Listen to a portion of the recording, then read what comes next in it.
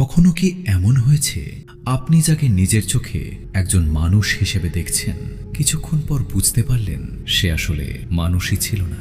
আজকের ঘটনাটা ঠিক এমনই একটি ঘটনা। আর এই ঘটনাটা শুধু একজন মানুষের সঙ্গে ঘটেনি, একটি পুরো পরিবারের সঙ্গে বছরের পর বছর ধরে ঘটে গেছে একের পর এক অস্বাভাবিক ঘটনা। সবকিছু শুরু হয়েছিল বহু বছর আগে, নাটোরের সিংড়ার খোলাবাড়ি গ্রামের এক বর্ষার রাতে। রাত তখন প্রায় ৯টা। আমার বড় বাবা তার দুই বন্ধুকে সঙ্গে নিয়ে হালতির বিলে মাছ ধরতে বের হয়েছিলেন। হাতে ছিল হারিকেন, টর্চ লাইট আর মাছ ধরার ট্যাঠা। কিন্তু বিলের দিকে যাওয়ার পথে একটি বিশাল হিজল গাছের নিচে তারা এমন একটি জিনিস দেখতে পেলেন যেটা হয়তো তাদের সেদিন মেরে ফেলা উচিতই হয়নি। একটা বিশাল খইয়া গোখরা সাপ তাদের সামনে ফনা তুলে দাঁড়িয়েছিল। ভয় পেয়ে তারা সাপটাকে মেরে ফেললেন। তারপর তারা নৌকায় উঠে গেলেন, ভাবলেন সবকিছু শেষ। কিন্তু তারা জানতেন না, সেদিন রাতে তারা আসলে একটি সাপকে হত্যা করেননি। তারা এমন একজনকে হত্যা করেছিলেন যে মৃত্যুর পরও তাদের ছাড়েনি। বিলের মাঝখানে মাছ ধরার সময় বড় বাবা হঠাৎ পানিতে পড়ে গেলেন। সবচেয়ে আশ্চর্যের বিষয়, তিনি খুব ভালো সাঁতার জানতেন। তারপরও তিনি আর পানির ওপরে উঠলেন না। ৩ দিন পর যখন তার লাশ পাওয়া গেল, তার পা শেওলা জাতীয় আগাছার সঙ্গে পেঁচানো ছিল। কিন্তু এখানেই শেষ নয়। দাফনের পর বড় বাবার দুই বন্ধু একই রাতে একই স্বপ্ন দেখল। আর সেই স্বপ্নে একটা জিন তাদের বলল, তোরা কেউ বাঁচবি না, তোরা আমার ছেলেকে মেরে ফেলেছিস। বছরের পর বছর সেই পরিবার তাবিজ, বাড়ি বন্ধ আর বিভিন্ন সতর্কতার মধ্যে জীবন কাটিয়েছে। কিন্তু অনেক বছর পর এক শীতের রাতে সেই পরিবারেরই একজন ছেলে অর্থাৎ সজীব খেলতে গিয়ে হারিয়ে ফেলল তার কোমরে বাঁধা সেই তাবিজ। রাত তখন প্রায় 12টা। বাসায় ফেরার পথে তার দেখা হলো তার পুরনো বন্ধু রাকিবের সঙ্গে। বন্ধু তাকে বলল, আমাকে একটু বাড়ি পর্যন্ত পৌঁছে দিয়ে আয়। সজীব রাজি হয়ে গেল। কিন্তু রাকিবের বাড়ির পথে পড়ল একটি পুরনো আম বাগান। আর সেই আম বাগানের ভেতর থেকে ভেসে এলো একটা ছোট বাচ্চার কান্না। একটা বাচ্চা অন্ধকার আম বাগানের ভেতরে একা কাঁদছিল। সজীব আর রাকিব সেই কান্নার শব্দ অনুসরণ করে বাগানের ভেতরে ঢুকে গেল। কিন্তু কিছুক্ষণ পর সজীব যখন পেছনে ফিরে তাকালো, রাকিব সেখানে ছিল না। আর সজীব বুঝতে পারল সে আমবাগানের মধ্যে দাঁড়িয়ে নেই, সে দাঁড়িয়ে আছে একটা বিশাল পুরনো বট গাছের নিচে। আর ঠিক তখনই তার মাথার উপর থেকে বট গাছের পাতা পড়তে শুরু করল। সজীব মোবাইলের টর্চটা উপরের দিকে ধরল, আর যা দেখল সেটা দেখার পর তার শরীরের সমস্ত রক্ত যেন জমে গেল। তার বন্ধু রাকিব একটা চিকন উঁচু ডালের ওপর কোনো কিছু না ধরে পা ঝুলিয়ে বসে আছে। তারপর রাকিব লাফ দিয়ে সজীবের সামনে এসে দাঁড়ালো, আর পরের মুহূর্তে 2 হাত দিয়ে সজীবের গলা চেপে ধরে চিৎকার করে বলল, আমার ছেলেকে মেরে ফেলেছিস, আমি কাউকে বাঁচতে দেব না, আমি সবাইকে মেরে ফেলব। কিন্তু তখনও সজীব জানত না রাকিবের শরীরের ভেতরে আসলে কে ছিল। আর সেই মুহূর্তে বহু বছর আগে মারা যাওয়া সেই জিনের কথা তার মনে পড়ে গেল। তাহলে কি সত্যি সেদিন যে সাপটাকে তার বড় বাবা মেরেছিলেন সেটা কোনো সাধারণ সাপ ছিল না? আর যদি সেটা সত্যিই জিন হয়ে থাকে, তাহলে এত বছর পরও সে কেন সেই পরিবারকে ধ্বংস করতে চাইছে? এই প্রশ্নের উত্তর এবং সজীব সেদিন রাতে কিভাবে সেই জিনের হাত থেকে বেঁচে ফিরেছিল, সেটাই আজকের পুরো ঘটনা। তাহলে চলুন আর দেরি না করে শুরু থেকে শুনি নাটোরের সিংড়ার সজীবের মুখে বলা সেই ভয়ঙ্কর ঘটনাটি। ইনভিজিবল পাস্ট, অদৃশ্য অতীত, উইথ শিমুল। এখানে আপনার ঘটনা শোনানো হয়। আসসালামু আলাইকুম শিমুল ভাই, আমি সজীব। আমার বাড়ি নাটোরের সিংড়ায়। আজকে আমি যে ঘটনাটা আপনার সঙ্গে শেয়ার করতে যাচ্ছি সেটা মূলত আমার দাদার বাবা অর্থাৎ আমার বড় বাবার সঙ্গে ঘটেছিল। মূল ঘটনাটা বহু বছর আগে আমার বড় বাবার সঙ্গে ঘটেছিল, কিন্তু সেই ঘটনার পরিপ্রেক্ষিতে পরবর্তীতে আরও নতুন নতুন অনেক ভয়াবহ ঘটনা আমাদের সঙ্গে ঘটেছে। ঘটনাটা বিস্তারিতভাবে খুলে বললে হয়তো খুব সহজেই বুঝতে পারবেন। ঘটনাটি আমি সংগ্রহ করেছি আমার বাবার কাছ থেকে। বহুবার বাবার মুখে শুনেছি সেই ঘটনাগুলো। আমার বাবার নাম আশরাফ উদ্দিন। বর্তমানে তিনি পেশায় একজন ব্যবসায়ী। আমি বর্তমানে একটি স্বনামধন্য কলেজে ইন্টার সেকেন্ড ইয়ারে পড়াশোনা করছি। বেশ কিছুদিন ধরে ভাবছি ঘটনাটা আপনার সঙ্গে শেয়ার করব, কিন্তু পড়াশোনা এবং বিভিন্ন কাজের চাপে কোনোভাবেই সময় হয়ে উঠছিল না। আজকে একটু সময় বের করে ঘটনাটা আপনাকে লিখছি। আমার ঘটনাটা যদি ভালো লাগে তবে অবশ্যই আপনার চ্যানেলে প্রচার করবেন। তো বেশি কথা বাড়াবো না, চলে যাব মূল ঘটনায়। ঘটনাটি কত সালে ঘটেছিল সেটা বাবা সঠিকভাবে বলতে পারেননি, তবে ঘটনাটা যখন ঘটেছিল আমার বাবা তখন অনেক ছোট ছিলেন। আমার দাদারা ছিলেন 2 ভাই বোন। বংশ পরম্পরায় ঘটনাটির সাক্ষী আমি নিজেও। তখন আমাদের বাসা ছিল নাটোরের সিংড়ার খোলাবাড়ি নামক একটি গ্রামে। বহু বছর আগে বর্ষাকালের কোনো এক রাতে আমার দাদার বাবা মানে আমার বড় বাবা রাত 9টার পরে তার 2 বন্ধুকে নিয়ে হালতির বিলে যায় মাছ ধরার জন্য। সেই সময় অ্যালুমিনিয়ামের 3 ব্যাটারির বিশিষ্ট টর্চ লাইট পাওয়া যেত, যদিও তখন লাইটের প্রচলন খুবই কম ছিল। কিন্তু আমার বড় বাবা শৌখিন হওয়ার কারণে লাইট, রেডিও, সিডি, ভিসিআর এই সকল জিনিস সংগ্রহ করে রাখতেন। তারা 3 বন্ধু বাসা থেকে বের হয়ে বিলের দিকে রওনা দেয় মাছ ধরার জন্য।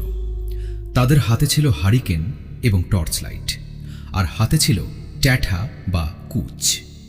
গ্রামের শেষে এবং বিলের শুরুর মাঝামাঝি জায়গায় একটি বিশাল আকারের হিজল গাছ ছিল। সেই যখন টর্চ লাইট জ্বালান তখন তারা সেই টর্চ লাইটের আলোতে দেখতে পান একটি বিশাল সাইজের খইয়া গোখরা সাপ। ওই সাপটি বড় বাবাদের দেখে তাদের দিকে ফনা তুলেছিল। হঠাৎ চোখের সামনে সাপটাকে দেখে তারা প্রথমে ঘাবড়ে যায়। পরে বড় বাবার হাতে থাকা ট্যাঠা বা কুচ দিয়ে সেই সাপটিকে মেরে ফেলে।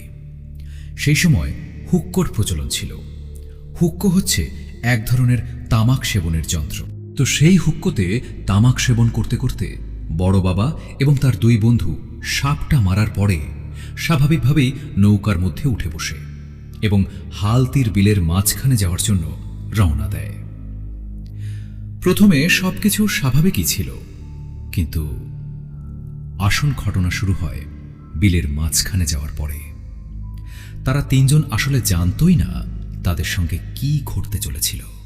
3 বন্ধু যখন বিলের মাঝামাঝি চলে যায় তখন তারা প্রস্তুতি নেয় মাছ ধরার জন্য। একজন নৌকা চালাচ্ছিলেন, আর আমার বড় বাবা এবং তার আরেক বন্ধু তারা দুজনে মিলে মাছ শিকার করছিলেন। আমার বড় বাবা যখন পানিতে টর্চ লাইটের আলো ফেলেন তখন দেখতে পান বিশাল সাইজের একটি গজার মাছ। অনেক দক্ষতার সঙ্গে বড় বাবা মাছটা শিকার করেন এবং পরবর্তীতে আবার প্রস্তুত হন আরও মাছ শিকারের জন্য। এভাবে করে বেশ কয়েক ঘন্টা ধরে তারা বিলের মাঝে মাছ শিকার করে। বেশ কিছুক্ষণ মাছ শিকারের পরে তারা সিদ্ধান্ত নেয় বাসায় ফিরবে। বাসায় যাওয়ার জন্য তারা রওনা দিলে পেছন থেকে বিশাল মাছ নড়ার শব্দ শুনতে পায়। বড় বাবার এক বন্ধু যিনি নৌকা চালাচ্ছিলেন তিনি বিষয়টা প্রথম খেয়াল করেছিলেন। তিনি আমার বড় বাবাকে বলেন, দোস্ত পিছনে দেখো, বিশাল সাইজের রুই অথবা কাতলা মাছ হবে হয়তো। তো কথা মতো বড় বাবার ওই বন্ধু নৌকাটা প্রায় 10 হাত পেছনে নেন। মাছটা ঠিক যেই পয়েন্টে নড়েছিল ঠিক তার কাছাকাছি তারা অবস্থান নেয়। বড় বাবা যখন পানির দিকে টর্চ লাইটের আলো ফেলেন তখন দেখতে পান বিশাল সাইজের একটা কাতলা মাছ। তিনি 7-5 না ভেবে দ্রুত কাতলা মাছটির গায়ে আঘাত করেন। বড় বাবা যখনই ট্যাঠা দিয়ে মাছটির গায়ে সজোরে আঘাত করেন ঠিক তখনই কিভাবে যেন তিনি পানিতে পড়ে যান এবং সঙ্গে সঙ্গে ডুবে যান। কিন্তু এখানে ভাবার বিষয় হচ্ছে বড় বাবা খুব ভালো সাঁতার জানতেন। বড় বাবার 2 বন্ধু বিষয়টা কিছুক্ষণ পর্যবেক্ষণ করে এবং অনেক সময় ধরে বড় বাবা পানির উপরে না আসায় তারা দুজনেই পানিতে নেমে তাকে খোঁজার চেষ্টা করে। অনেক খোঁজাখুঁজির পরও বাবাকে কোনোভাবেই পাওয়া যায়নি। বড় বাবার দুই বন্ধু সেই রাতে বড় বাবাকে অনেক খোঁজাখুঁজি করে, আর যখন তাকে খুঁজে পায়নি তখন ভোরবেলায় তারা বাড়ির দিকে রওনা দেয়। বাসায় যাওয়ার পরে বিষয়টা সবার কাছে খুলে বলে। তখন গ্রামে হুলস্থুল লেগে যায়। বড় বাবার আপন ছোট ভাই এবং তার চাচাতো ভাই সহ গ্রামবাসী নৌকা নিয়ে যায় সেই বিলের মাঝে বড় বাবাকে খোঁজার জন্য। গ্রামবাসীরা সবাই মিলে বড় বাবাকে অনেক খোঁজাখুঁজির পরও তার লাশ কোনোভাবেই পাওয়া যায়নি। নিখোঁজের 3 দিন পরে হঠাৎ একজন জেলে প্রথম বড় বাবার লাশটি পানিতে ভেসে থাকতে দেখে এবং দ্রুত বাসায় এবং গ্রামবাসীকে খবর দেয়। তখন বাসার লোকজন এবং গ্রামবাসী সবাই গিয়ে বড় বাবার লাশ বাসায় নিয়ে আসে। গ্রামবাসীরা যখন বড় বাবার লাশটা পানি থেকে তুলছিল তখন তার পা শেওলা জাতীয় আগাছার সঙ্গে পেঁচানো অবস্থায় পায়। স্বাভাবিকভাবে একটা মানুষ সাঁতার জানে, সেই মানুষটা এত অল্প পানিতে কিভাবে ডুবে মারা যায়? আর বিলে পানির গভীরতাও খুব একটা বেশি ছিল না। যে জায়গাটায় বড় বাবা ডুবে গিয়েছিলেন সেখানে একটা ছোট গর্ত ছিল, আর সেখানে পানির গভীরতা ছিল সর্বোচ্চ 15 থেকে 18 ফুটের মতো। তো এই বিষয়টা রহস্য থেকেই যায়। বড় বাবার জানাজা এবং দাফন কার্য সম্পন্ন হওয়ার পরে সবাই বাড়ি ফিরে যায়। কিন্তু ঘটনা এখানেই শেষ হয়নি। বড় বাবার দুই বন্ধুর মধ্যে একজন একদিন রাতে হঠাৎ স্বপ্ন দেখে একটি জিন তাকে বলছে, তোরা কেউ বাঁচবি না, তোরা আমার ছেলেকে মেরে ফেলেছিস। সেই স্বপ্ন দেখে বড় বাবার বন্ধুর ঘুম ভেঙে যায়। সকাল হলে বিষয়টি তিনি তার আরেক বন্ধুকে জানান, আর তখন তার সেই বন্ধু রাতের স্বপ্নে দেখা সেই একই কথা বলে। কাকতালীয়ভাবে তারা দুজনেই রাতে একই স্বপ্ন দেখেন। সেই জিনটি তাদের স্বপ্নে এসে বলছিল, তোরা আমার ছেলেকে মেরে ফেলেছিস, তোরা কেউ বাঁচবি না, তোরা আমার ছেলেকে মেরে ফেলেছিস। বড় বাবার দুই বন্ধু খুব ভালোভাবেই বুঝতে পারে যে তাদের বন্ধু আসলে স্বাভাবিকভাবে পানিতে ডুবে মারা যায়নি, তাকে সেই জিনটি হত্যা করেছে। আসলে সেদিন যে সাপটা মারা হয়েছিল সেটি আসলে কোনো সাধারণ সাপ ছিল না। তাদের ধারণা অনুযায়ী ওটা আসলে ছিল একটি জিন। জিনটা সাপের রূপ নিয়ে বড় বাবাদের সামনে এসেছিল। সেজন্য বড় বাবার দুই বন্ধু সময় নষ্ট না করে একজন বড় হুজুরের শরণাপন্ন হয় এবং ঘটনাটি বিস্তারিত খুলে বলে। তখন সেই বড় হুজুর তাদের দুজনের বাড়ি বন্ধ করে দেন এবং তাদের দুজনকে একটি করে তাবিজ দেন। তিনি আমাদের বাসাও বন্ধ করে দেন এবং আমাদের সবাইকে বলেন, আমার বড় বাবা যে সাপটি মেরেছিল ওটা আসলে কোনো সাপ ছিল না, ওটা আসলে ছিল একটি জিন। জিনটি পরিবারের কাউকে বাঁচতে দেবে না, সবাইকে মেরে ফেলবে। তিনি আরও বলেন, সেই জিনটি অনেক শক্তিশালী এবং ভয়ঙ্কর রকমের খারাপ জিন। এ ধরনের জিন প্রতিশোধ নেওয়ার জন্য পুরো একটা পরিবারকে ধ্বংস করে দিতে পারে, তাই সবাইকে সতর্ক করে দেন। বড় হুজুরের তাবিজ দেওয়া এবং বাড়ি বন্ধ করে দেওয়ার পরে আর তেমন কোনো সমস্যা হয়নি। বহুদিন পরে বড় হুজুর মারা যাওয়ার পর এমনি ছোটখাটো কিছু সমস্যা দেখা দিয়েছিল। আমার দাদারা অন্য আরেকজন বড় হুজুরের কাছ থেকে সেটা সমাধান নেয়। এভাবেই কেটে যায় অনেক বছর। বাবার জন্মের পরে বাবা বড় হয়ে বিয়ে শাদী করেন এবং আমারও জন্ম হয়। এখানে আরেকটু বলে রাখি, আমরা হচ্ছি 2 ভাই 1 বোন। আমার বোন হচ্ছে বড়, তারপরে একজন বড় ভাই আছে এবং সবচেয়ে ছোট হচ্ছি আমি। আমার মায়ের মুখে শুনেছি বড় আপুর জন্মের সময় সেই জিনটি বিভিন্নভাবে চেষ্টা করেছিল বড় আপুর ক্ষতি করার জন্য, কিন্তু আল্লাহর রহমতে সেই জিন ব্যর্থ হয়। হুজুরের দেওয়া তাবিজ এবং বাড়ি বন্ধ করার কারণে জিনটি আমাদের বাড়ির আশেপাশে ঘেঁষতে পারে না।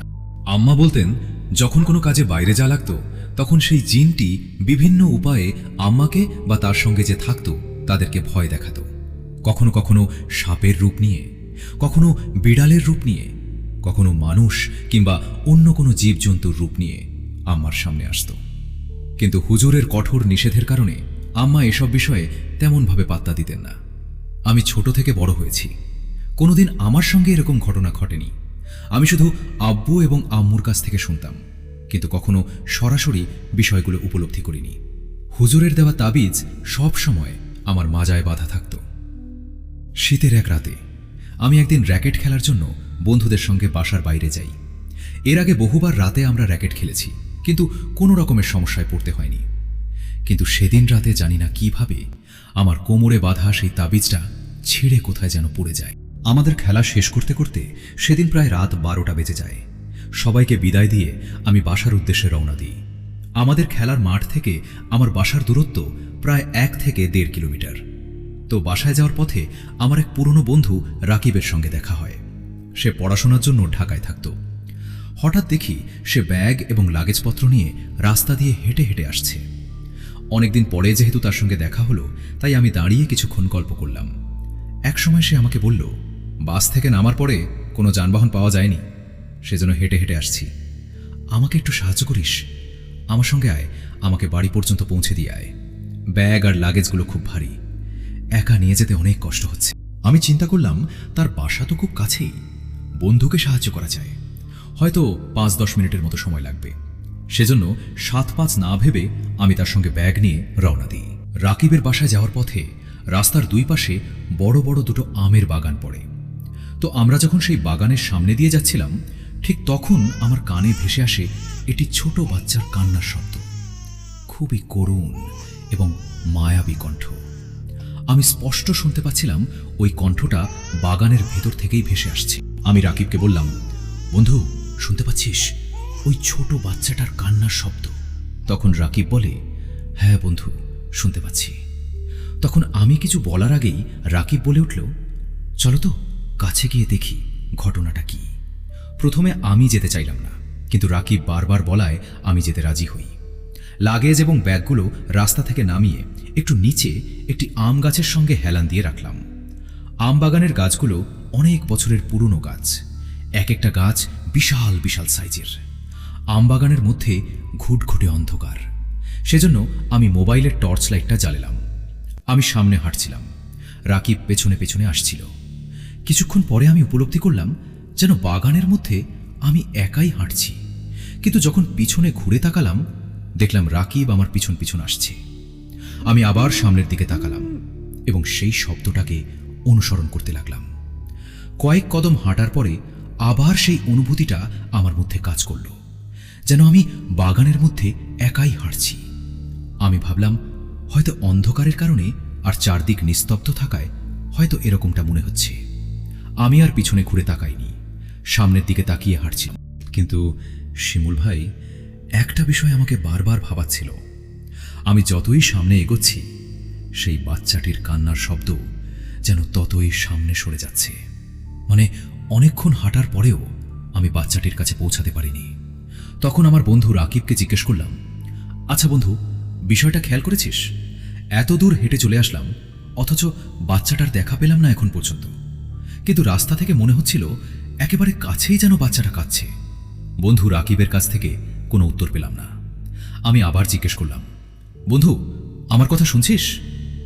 কিন্তু তারপরও কোনো উত্তর এলো না। কোনো সারা শব্দ না পেয়ে আমি পিছনে ঘুরে তাকালাম। দেখলাম আমার পেছনে কেউ নেই, শুধু আমি একা। আমি আমার বন্ধুর নাম ধরে বেশ কয়েকবার ডাকলাম, রাকিব, কোথায় তুই? রাকিব, ও রাকিব! কিন্তু কোনো উত্তর পেলাম না। আমার সঙ্গে কি ঘটছে? এসব কিছু বুঝে ওঠার আগেই আমি খেয়াল করলাম আমি বর্তমানে যেখানে দাঁড়িয়ে আছি সেটি কোনো আমবাগান নয়, এটা একটা মস্ত বড় বটগাছ। আর সেই বটগাছের নিচেই আমি একা দাঁড়িয়ে আছি। আর সেই বাচ্চার কান্নার শব্দটিও আর শোনা যাচ্ছে না। একটা মুহূর্তেই যেন মনে হলো আমি এতক্ষণ কোনো মায়ার ঘরে ছিলাম, আর আমার সব মায়ার ঘোর কেটে গেছে। বাবা মা বারবার নিষেধ করেছিলেন এরকম পরিস্থিতিতে রাতে যেন কারো সঙ্গে কোথাও না যাই। সবকিছু যেন একটা একটা করে করে মনে পড়তে লাগলো। আমি নিজেকে প্রশ্ন করলাম, আমি এখানে কি করছি?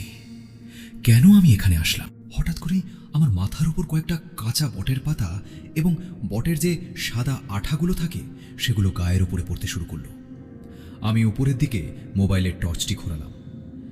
দেখতে পেলাম আমার বন্ধু রাকিব, সে গাছের একটা উঁচু ডালের উপরে কোনো কিছু না ধরে পা ঝুলিয়ে বসে আছে। বিষয়টা দেখে আমার বুক থক থক করতে শুরু করলো। একটা জলজ্জান্ত মানুষ কোনোদিন এভাবে একটা শতবর্ষী পুরনো বটগাছের উপরে একটা চিকন এবং উঁচু ডালে কোনো কিছু না ধরে এভাবে বসে থাকতে পারে না। তার চেহারাটা একেবারে ফ্যাকাশে হয়ে গিয়েছিল, আর চোখ দুটো দেখে মনে হচ্ছিল এখনই মনে হয় বের হয়ে আসবে। মাঝে মাঝে বিদঘুটে একটা হাসি দিচ্ছে, আবার মাঝে মাঝে হুঙ্কার দিয়ে বলছে, তোকে আজকে মেরে ফেলবো, তোর পরিবারের কাউকে বাঁচতে দিব না আমি, তোরা সবাই মিলে আমার ছেলেকে মেরে ফেলেছিস। এক মুহূর্তের জন্য আমার মনে হচ্ছিল হয়তো আমি কোনো স্বপ্ন দেখছি। এই সব কিছু দেখতে দেখতে হঠাৎ সে লাফ দিয়ে আমার মুখের সামনে এসে দাঁড়াল। আমি ভয়ের চোটে ফ্রিজ হয়ে গেলাম। এক মুহূর্তের জন্য মনে হলো আমার হৃৎপিণ্ড কাজ করা বন্ধ করে দিয়েছে। আমি হয়তো কিছুক্ষণের মধ্যে মারা যাব। কিন্তু কিছুক্ষণ পর আমি জোরে একটা নিঃশ্বাস নিলাম। তখন মনে হলো আমার দম আবার স্বাভাবিক হলো। কিছু না বুঝে ওঠার আগেই আমার বন্ধু রাকিব সজোরে 2 হাত দিয়ে আমার গলা চেপে ধরল। আমি অনেকক্ষণ ধরে তার হাত দুটি ছাড়ানোর চেষ্টা করছিলাম, কিন্তু তার শক্তির সঙ্গে যেন আমি পারছিলাম না। সে 2 হাত দিয়ে আমার গলা টিপে ধরেছে আর মুখ দিয়ে জোরে জোরে চিৎকার করতে করতে বলছে, আমার ছেলেকে মেরে ফেলেছিস। কেন মারলি আমার ছেলেকে? সে কি ক্ষতি করেছিল তোদের? আমি কাউকে বাঁচতে দিব না, আমি সবাইকে মেরে ফেলবো। রাকিব কথাগুলো বলছে, কিন্তু তার কথাগুলো একেবারে স্পষ্ট নয়। মনে হচ্ছিল শত শত মানুষ রাকিবের মুখের মধ্যে দিয়ে একসঙ্গে কথা বলছে। মানে শত শত মানুষ যখন একসঙ্গে কথা বললে যেরকম শব্দটা হয়, ঠিক সেই রকম শব্দটাই রাকিবের মুখ থেকে বের হচ্ছিল। তখন হঠাৎ করে আমার মাথায় আব্বুর বলা ঘটনাগুলো একটা একটা করে ভেসে উঠতে শুরু করলো। তখন আমি বুঝতে পারলাম আসলে এটা আমার বন্ধু নয়, এটা আসলে সেই জিন, যে সব সময় আমাদের পরিবারের ক্ষতি করার চেষ্টা করে। আজকে সে আমার বন্ধুর রূপ নিয়ে আমাকে হত্যা করার জন্য এসেছে। আমার শরীরে যতটুকু শক্তি ছিল পুরো শক্তি দিয়ে কোনো মতে আমি রাকিবকে ধাক্কা দিয়ে ফেলে দিতে সক্ষম হলাম, এবং একটুও সময় নষ্ট না করে আমি সোজা সেই রাস্তার দিকে দৌড় দিলাম। আমি চেষ্টা করছিলাম বাসায় ফোন দেওয়ার জন্য, কিন্তু কেন জানি না ফোনে নেটওয়ার্ক পাচ্ছিলাম না। একসময় দৌড়াতে দৌড়াতে দেখি ফোনে নেটওয়ার্ক এসেছে। আমি সঙ্গে সঙ্গে বাবাকে ফোন দিলাম। বাবা, সেই জিনটা আমাকে ছেড়ে দিয়েছে আমাকে হত্যা করার জন্য। তখন বাবা ফোনে বলল, তোর সঙ্গে যে তাবিজটা থাকে সেটা কি হয়েছে? আমি তখন আমার কোমরে হাত দিয়ে দেখি আমার কোমরের সেই তাবিজটা নেই। আমি বাবাকে বললাম, বাবা, আমার কোমরের তাবিজটা নেই। তখন বাবা আমাকে জিজ্ঞেস করল, তুই কোথায় আছিস এখন? আমি আমার ঠিকানাটা বাবাকে বললাম। বাবা বাসা থেকে আরো নতুন একটা তাবিজ নিয়ে মোটর বাইকে করে খুব জলদি চলে এলো। আমি দৌড়াতে দৌড়াতে রাস্তায় ওঠার আগে যেখানে ব্যাগ আর লাগেজগুলো রেখেছিলাম সেই জায়গাটায় তাকিয়ে দেখলাম সেখানে কিছুই নেই, কিছুই না। রাস্তার উপরে উঠে দৌড়াতে দৌড়াতে হঠাৎ দেখি বাবা আমার সামনে মোটরসাইকেলে। বাবা তাড়াতাড়ি করে সেই তাবিজটা পকেট থেকে বের করে আমার মাজায় বেঁধে দেয় এবং মোটরসাইকেলে উঠে আমরা বাড়িতে চলে আসি। আমি বারবার কাশতে থাকি, কারণ রাকিবের রূপে সেই জিনটি আমার গলা টিপে ধরেছিল। আমার গলায় তার আঙুলের ছাপ বসেছিল। বাসায় আসার কিছুক্ষণ পরে আমি অজ্ঞান হয়ে যাই। 3 দিন পরে আমার জ্ঞান ফিরে। তখন পুরো ঘটনাটা আমি সবাইকে খুলে বলি। তাই শুনে বাবা অনেক রাগারাগি করে এবং একসময় বাবার এক বন্ধুর মাধ্যমে জানতে পারে সিলেটে একজন বড় রাকি আছেন। হয়তো তার সাহায্যে নিয়ে এই সমস্যাগুলো চিরতরে সমাধান করা সম্ভব হবে। বাবা কোনো কিছু চিন্তা না করে পরের দিন সিলেটে রওনা দেয় এবং সেই রাকির কাছে গিয়ে সব ঘটনাগুলো খুলে বলে। কয়েকদিন পরে সেই রাকিকে সঙ্গে নিয়ে বাবা বাসায় ফিরে আসে এবং দীর্ঘ 15 দিন ধরে তিনি সেই জিনকে চিরতরে তাড়ানোর জন্য কাজ শুরু করেন। একসময় সেই রাকি জিন তাড়াতে সফল হয়। শিমুল ভাই, এখানে একটু বলে রাখি, রাকি কিভাবে জিন তাড়িয়ে চিরতরে একটি পরিবারকে সুরক্ষিত করেছিলেন সেই ঘটনাটা বিস্তারিত লিখতে গেলে ঘটনাটা অনেক বড় হয়ে যাবে। সেজন্য আমি এই অংশে সেটা উল্লেখ করছি না। যদি আমার এই ঘটনাটা সিলেক্টেড হয় তবে অবশ্যই আমি নেক্সট পর্বে ঘটনাটি আপনাকে লিখে পাঠাবো। সেই রাকি আসার পর দীর্ঘ 15 দিন ধরে রুকিয়ার মাধ্যমে আমাদের পুরো পরিবারকে সুরক্ষিত করেন। এখন আর কোনো সমস্যা হয় না। আমাদের সবার জীবন আর 10টা মানুষের মতো একেবারে স্বাভাবিক। শিমুল ভাই, এই ছিল আমার ঘটনা। ঘটনাটি ভালো লাগলে অবশ্যই পড়ে শোনাবেন। আপনার জন্য অনেক অনেক শুভকামনা ও দোয়া রইল। আজকের মতো এখানেই বিদায় নিচ্ছি। আল্লাহ হাফেজ। আসসালামু আলাইকুম। ইনভিজিবল পাস্ট, অদৃশ্য অতীত, উইথ শিমুল। এখানে আপনার ঘটনা শোনানো হয়। ওয়ালাইকুম আসসালাম।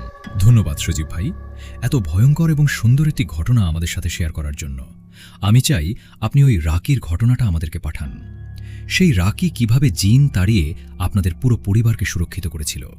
আমার মনে হয় আমার যেহেতু কৌতূহল হচ্ছে সেটা জানার জন্য, ঠিক আমার দর্শকদেরও হয়তো কৌতূহল হচ্ছে সেটা জানার জন্য। তো প্রিয় লিসেনার্স, আপনাদের কাছে একটি অনুরোধ থাকবে, আপনারা সেই রাকির ঘটনাটি শুনতে চান কি চান না সেটা আমাকে অবশ্যই কমেন্টে লিখে জানান। প্রিয় লিসেনার্স, এই ছিল আজকের ঘটনাটি। ঘটনাটি সত্যি হোক কিংবা কোনো অজানা রহস্যের ব্যাখ্যা হোক, একটা বিষয় কিন্তু অস্বীকার করার উপায় নেই। কিছু কিছু ঘটনা মানুষের জীবনে এমনভাবে দাগ কেটে যায় যেগুলো সময়ের সঙ্গে মুছে যায় না, বরং বছর পেরিয়ে গেলেও গভীর রাতে হঠাৎ মনে পড়ে যায় সেই পুরনো রাতের কথা। আপনাদের কাছে যদি এমন কোনো অস্বাভাবিক, রহস্যময় কিংবা ভয়ঙ্কর ঘটনা থেকে থাকে, যে ঘটনাটি আপনার নিজের সঙ্গে ঘটেছে অথবা আপনার পরিবারের কোনো সদস্য, আত্মীয় কিংবা পরিচিত কারো সঙ্গে ঘটেছে, তাহলে অবশ্যই আমাদের সঙ্গে সেই ঘটনাটি শেয়ার করতে পারেন।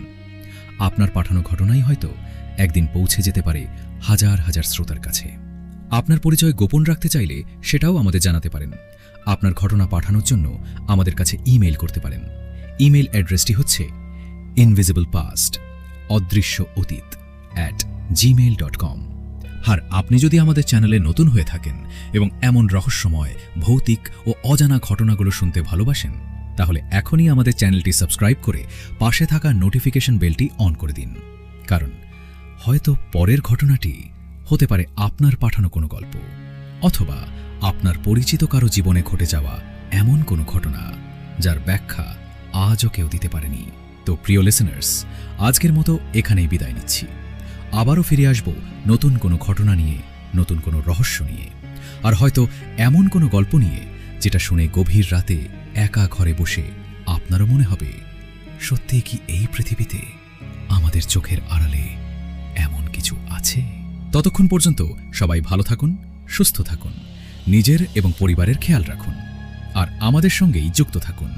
আমি শিমুল, আর আপনারা শুনছিলেন ইনভিজিবল পাস্ট, অদৃশ্য অতীত। আজকের মতো বিদায়। আল্লাহ হাফেজ। আসসালামু আলাইকুম।